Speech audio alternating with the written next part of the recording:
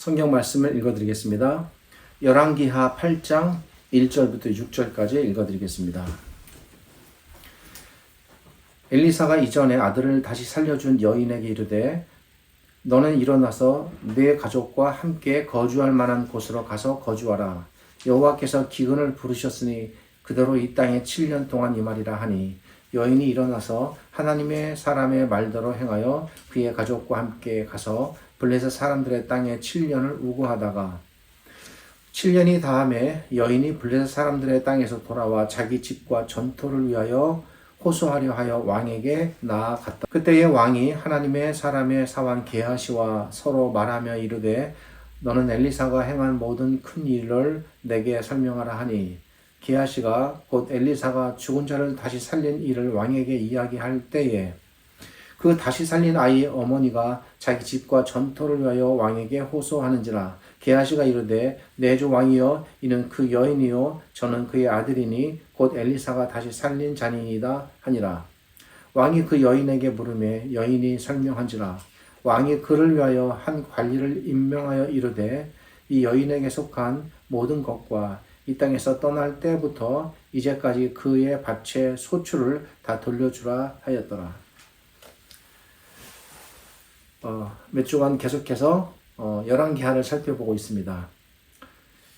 오늘 이 본문을 통해서 하나님께서 자기 백성들을 돌보시는 원리가 무엇인가에 대해서 우리가 좀 생각해 보고 그리고 이제 그것을 바탕으로 해서 그렇다면 그에 반응하여 신자들은 어떤 삶을 또 살아야 하는가? 신자의 모습은 어떠해야 하는가에 대해서 설명을 드리려고 합니다.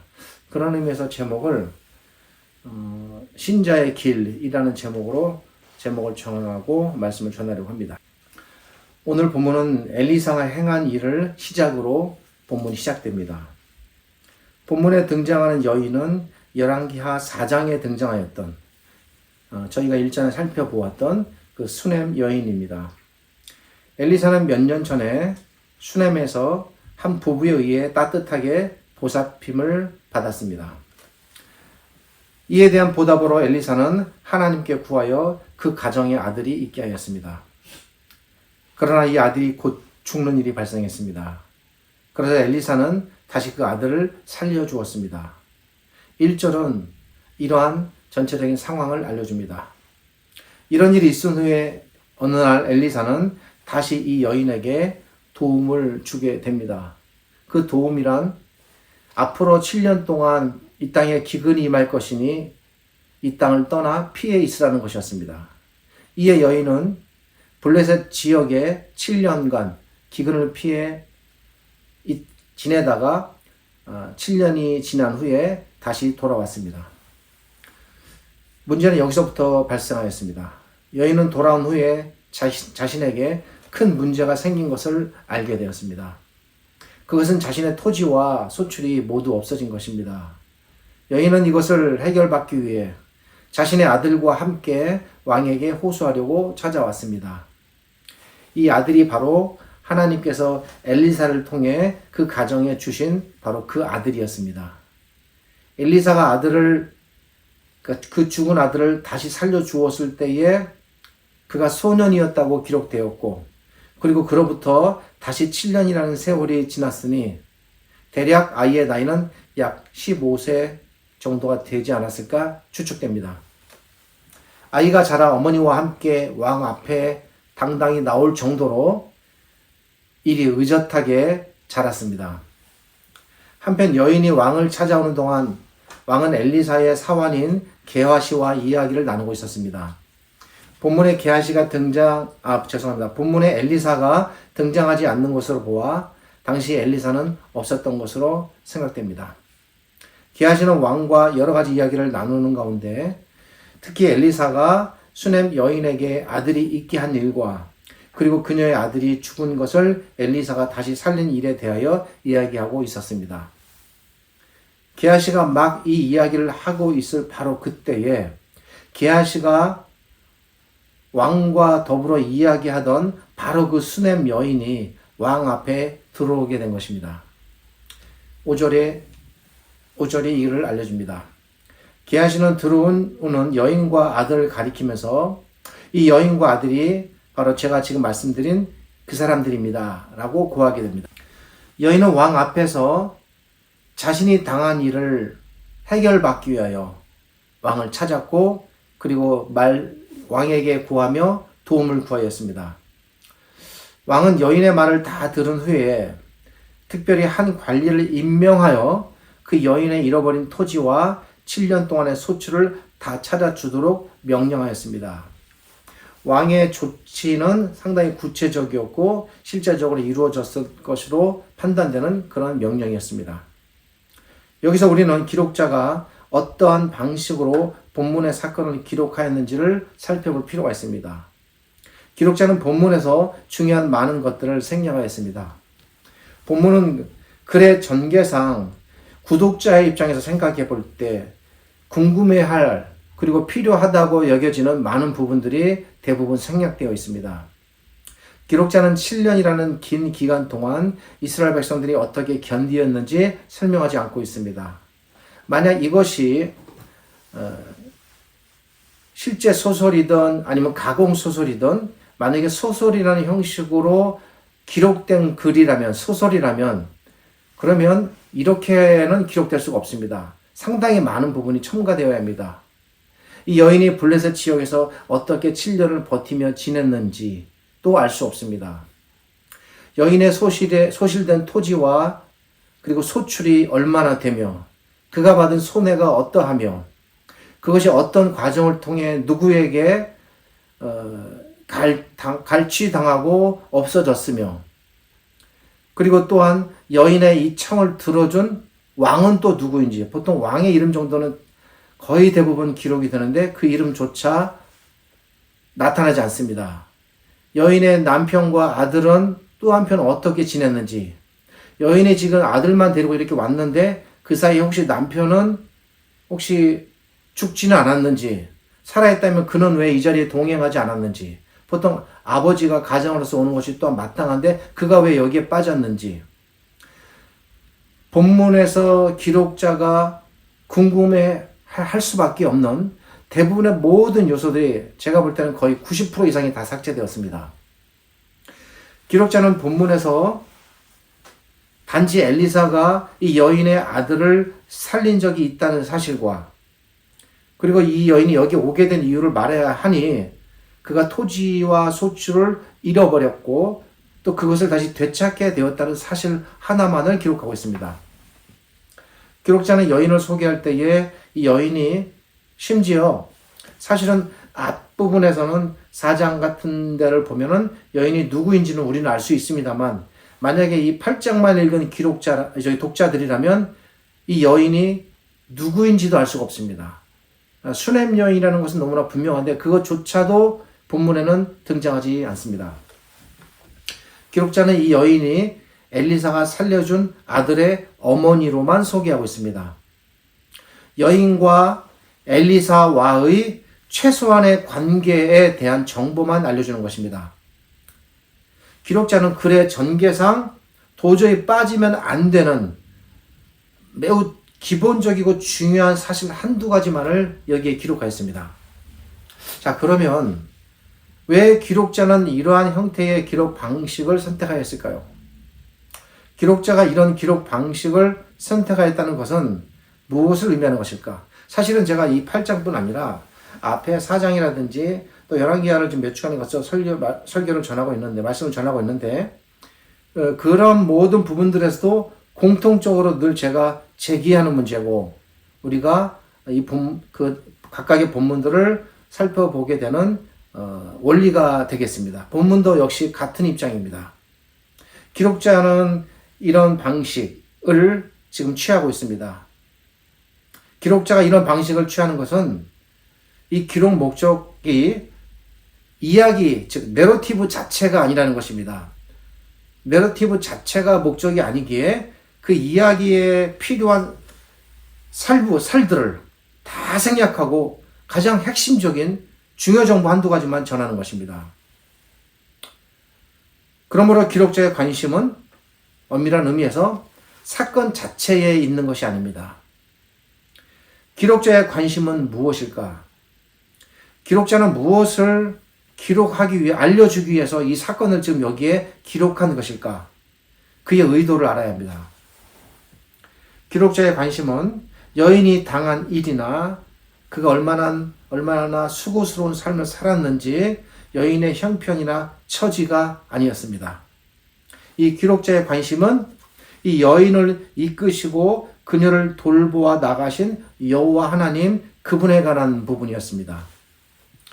기록자는 하나님께서 이 여인을 돌보시고 그녀의 삶에 필요한 모든 것들을 풍성하게 채우셨다는 이 사실 하나에만 강조점을 두고 있는 겁니다. 이러한 하나님을 알림에 있어서 기록자의 입장에서는 이 여인과 연관된 여타의 많은 정보들을 굳이 상세하게 살을 붙일 필요는 없었습니다.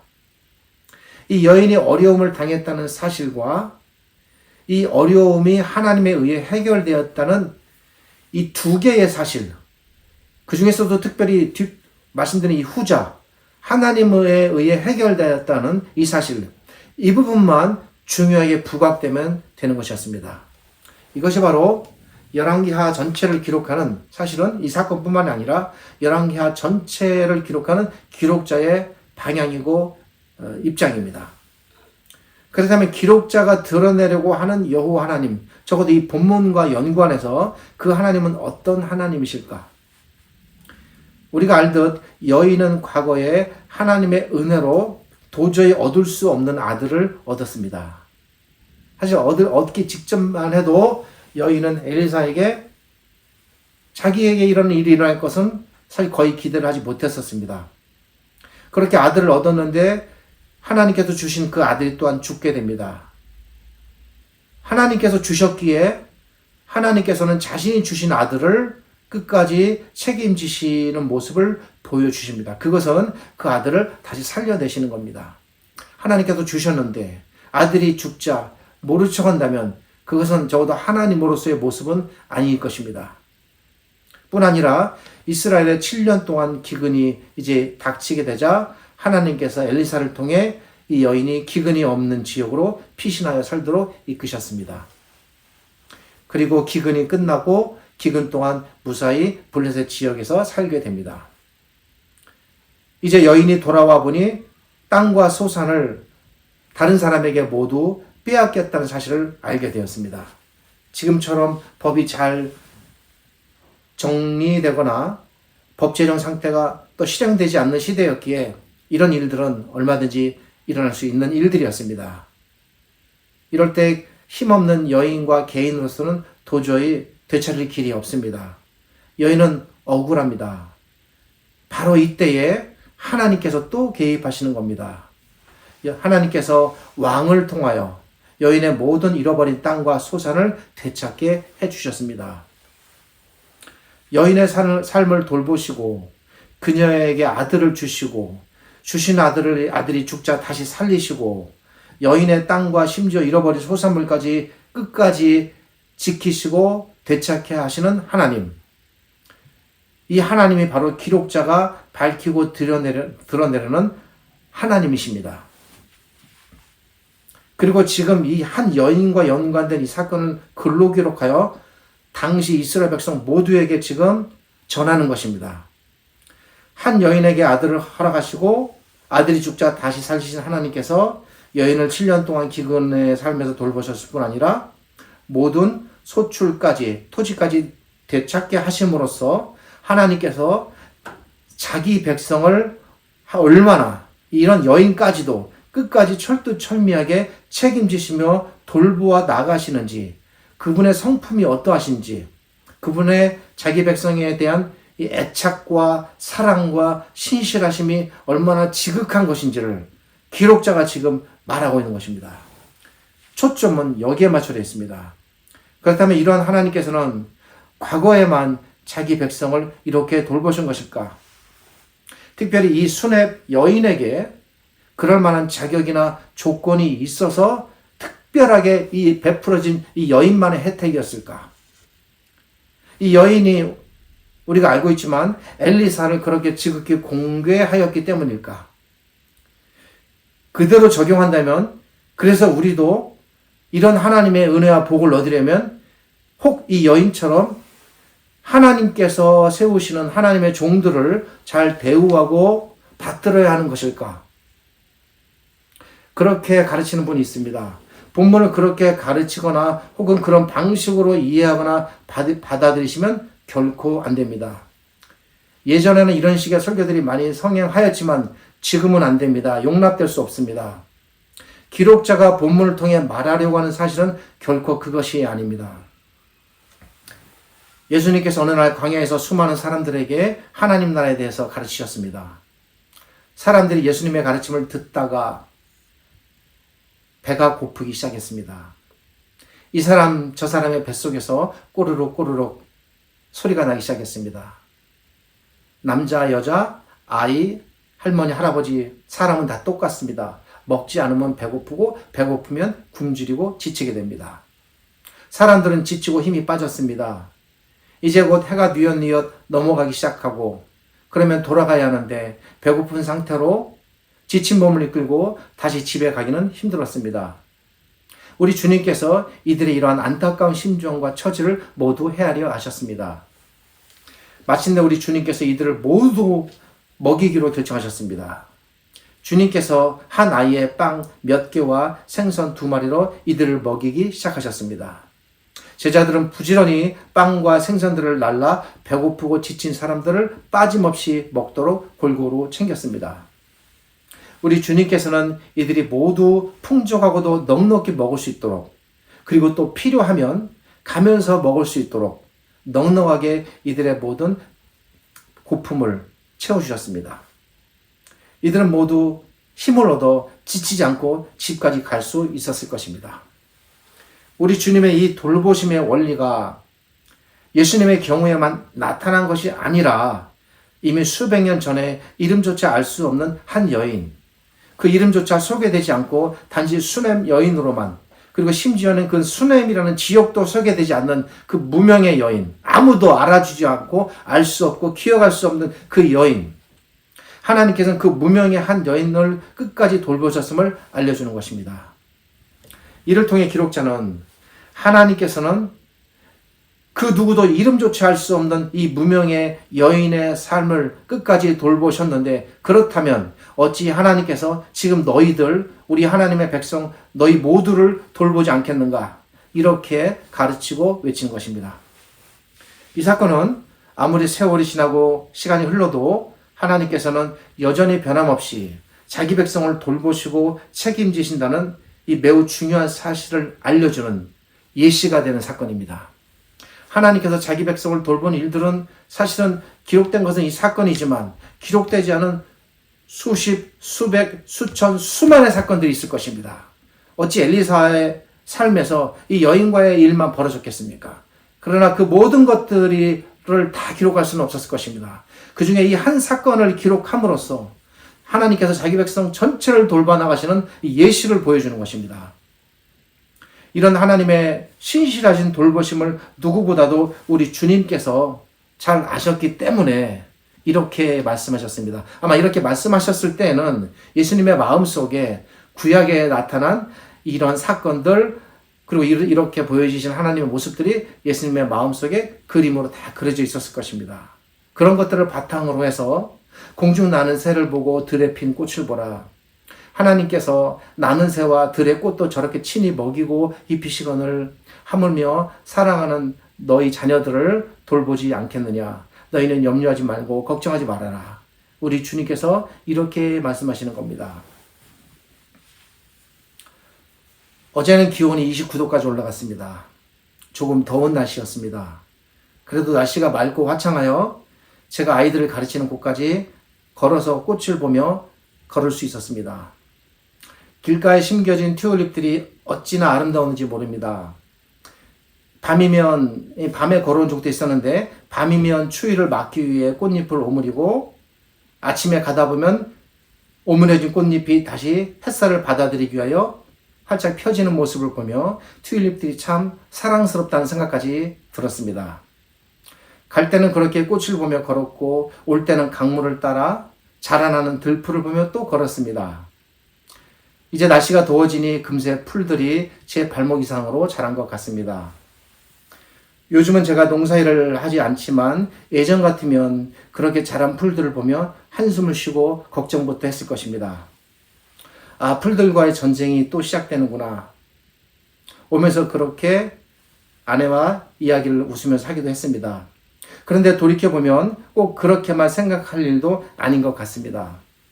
우리가 잡초라고 생각하는 풀들, 그런 풀들도 모두 생명입니다. 우리 입장에서는 생명이 아닌 것 같고 잡초이지만 하나님 편에서는 하나님께서 이 땅에 내보내신 생명들입니다. 하나님께서는 그런 들풀조차도 필요하다 여기셔서 자라게 하셨습니다. 어떤 동물들에게는 그 들풀만큼 소중한 양식이 없을 것입니다.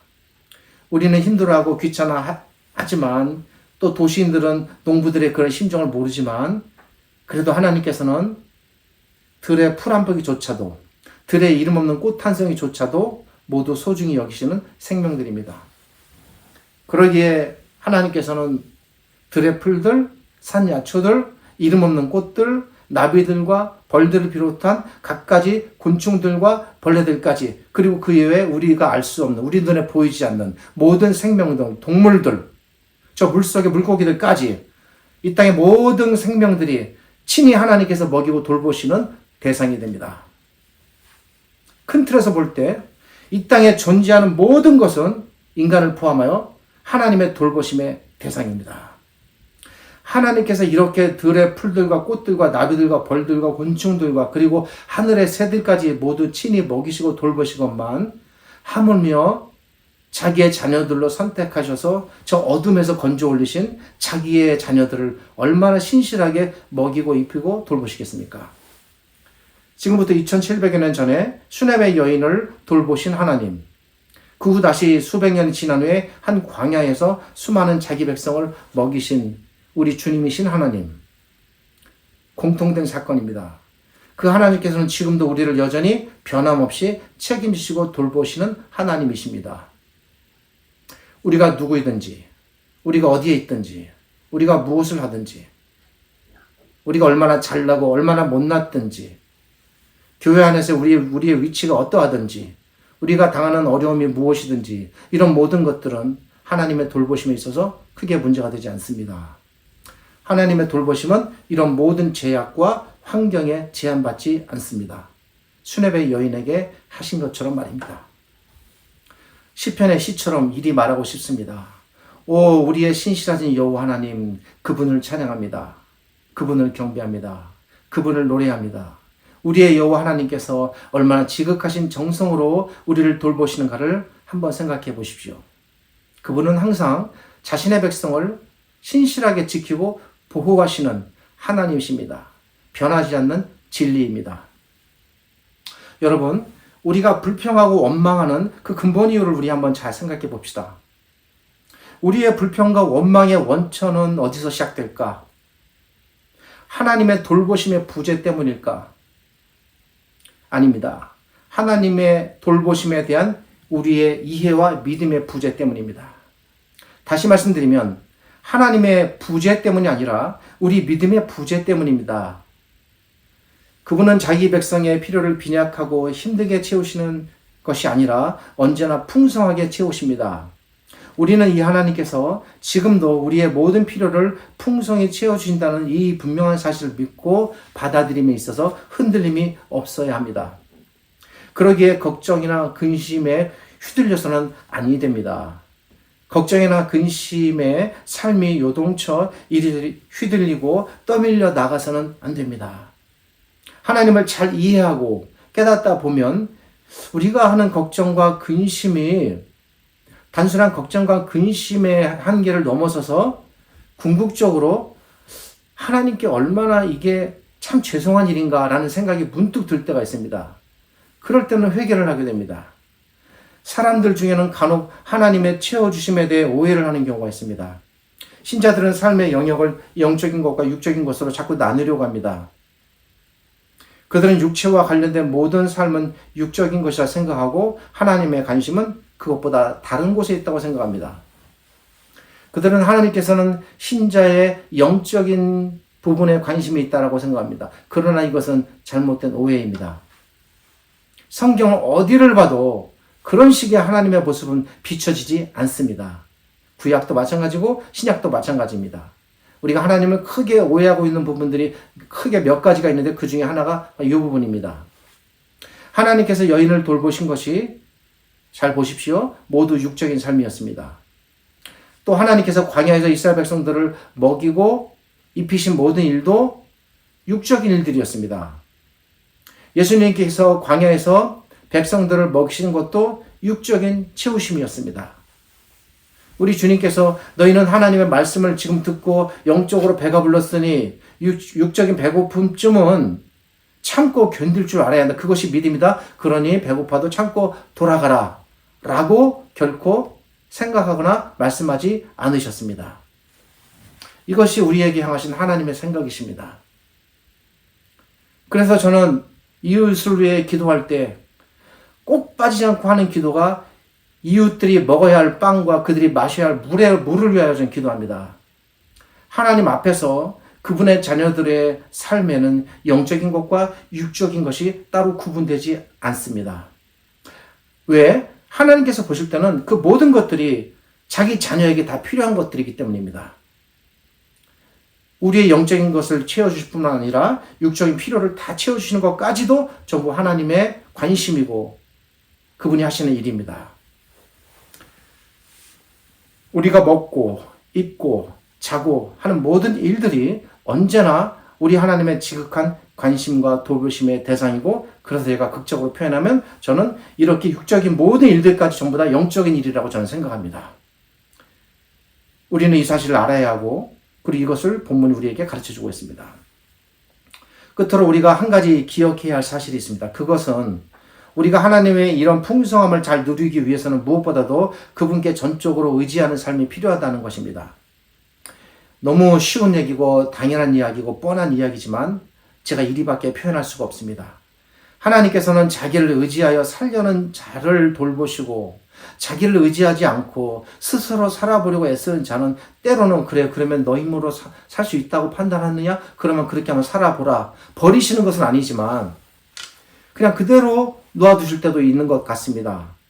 스스로 자기의 힘을 의지하여 살아가려는 사람, 그래서 늘 불안해하고 염려하는 사람, 언제나 다가올 미래가 염려되는 사람은 결코 하나님의 채우심을 맛보기는 조금 힘듭니다.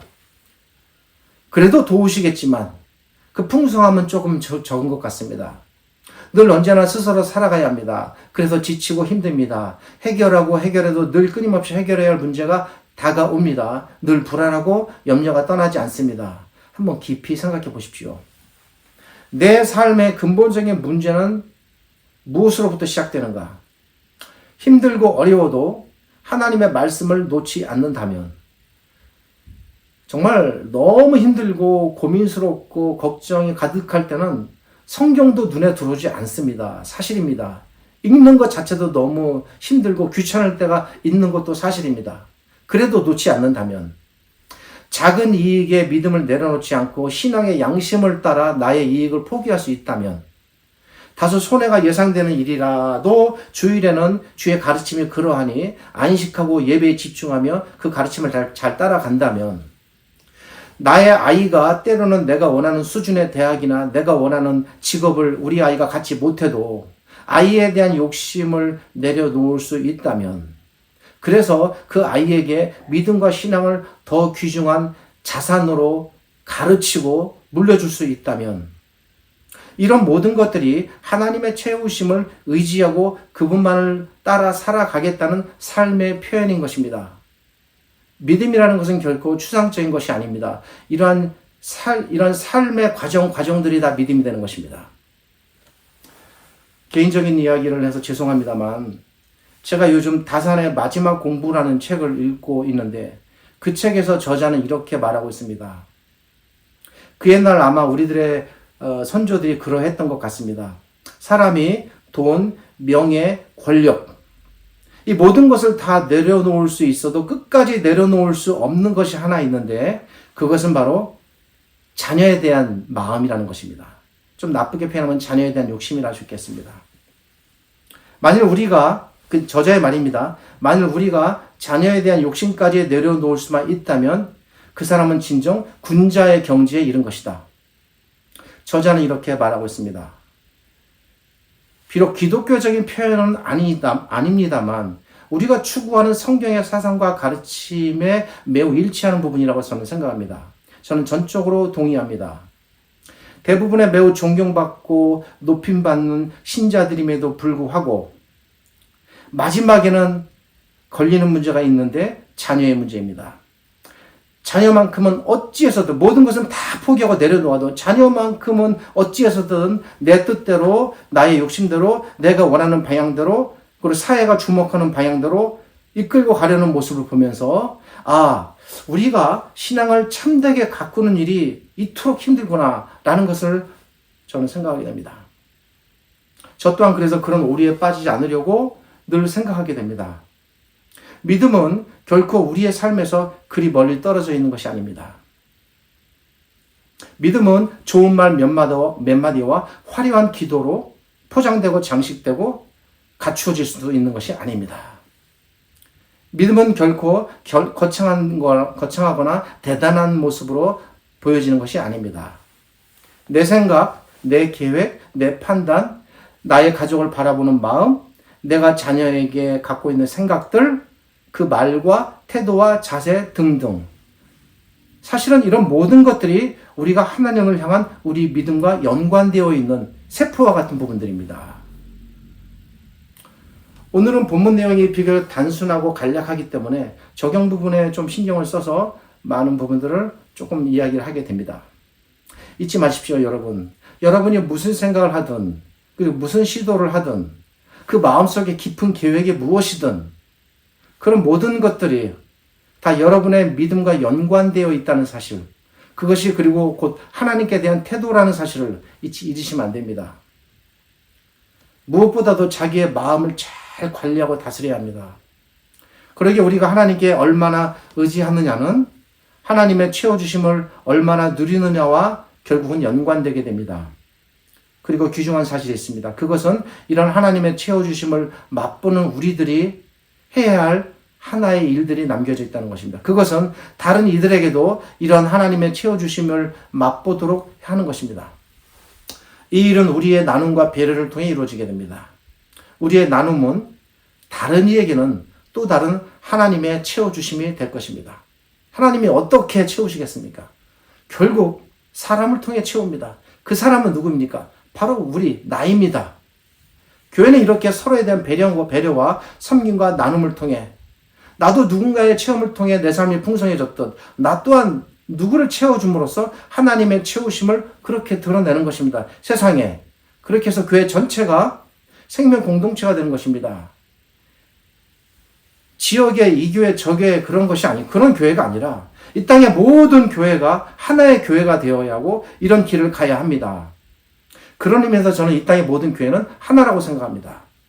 하나님께서는 우리가 나누고 베풀어져서 혹 비어진다면 그 비어진 우리의 그릇을 누군가를 통해 또 채우실 것입니다.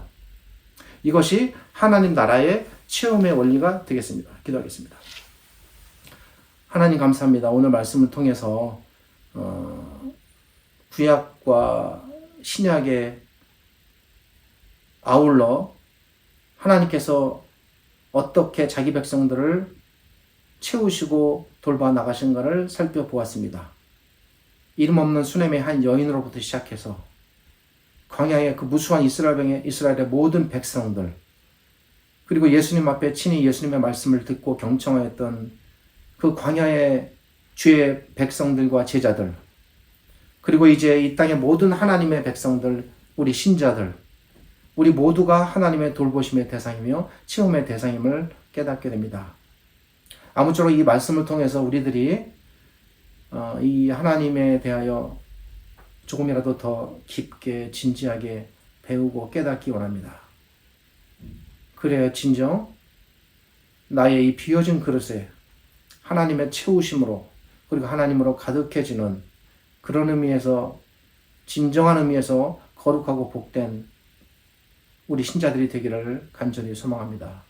지금 우리 주님 예수 그리스도의 은혜와 우리를 지극히 사랑하시는 아버지 하나님의 크신 사랑과 이제 오늘 이 말씀으로 우리에게 오셔서 이 가르침을 주시고 이 진리의 가르침으로 우리를 이끌어 가시는 우리 성령 하나님의 함께 하심이 이 말씀을 통해 더 하나님을 신실하게 의지하고 하나님께만 모든 것을 걸고 살아가려는 우리 신자들에게 하나님의 채워주심과 함께 하시는 은혜와 복이 가득하기를 우리 주님 예수 그리스도의 이름으로 축복하며 기도드립니다.